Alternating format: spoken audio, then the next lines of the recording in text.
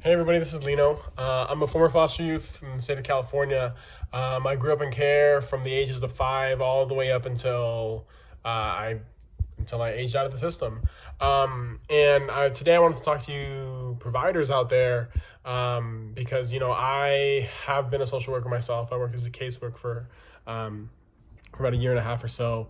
And I will say that, like, note taking, and doing progress evaluations, things like that, all these neuropsych testings that have to occur, and from every avenue, this kid is having to divulge their traumas, everything that's going on with them, to new people time and time again, over and over again. And what I want to stress is that, you know, growing up in care, I always knew that there was a pen and paper between me and this other person. And so, in that sense, the relationship didn't feel so much like just a connection. There was always some kind of conditionality to it.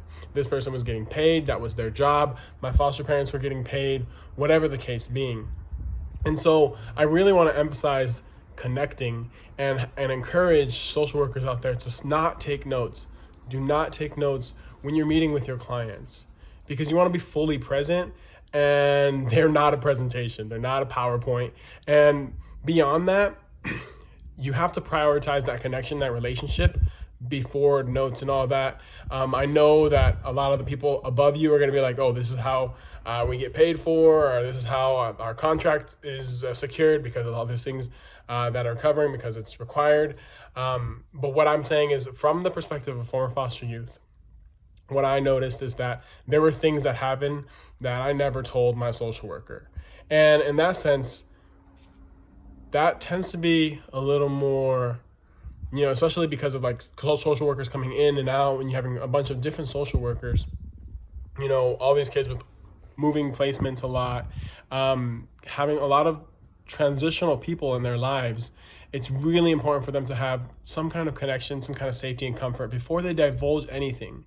And oftentimes an intake and all these tests that are required when you intake a client are asking the client of a lot, especially very early on. And so what we're teaching these kids is how not to be boundaried.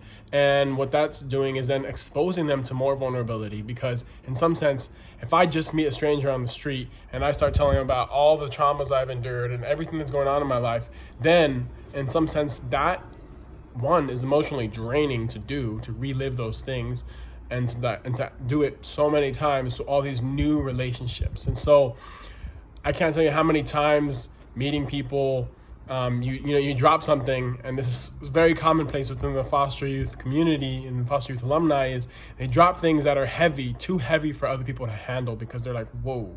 And so sometimes it makes people really uncomfortable, and if they don't have the ability to talk about it, then that really impacts their relationships. And so I really want to encourage you as a social worker to show up, be present when you're meeting with your clients, and build the relationship before you start asking things of them. And that's really, what I wanted to say today. So see you next time.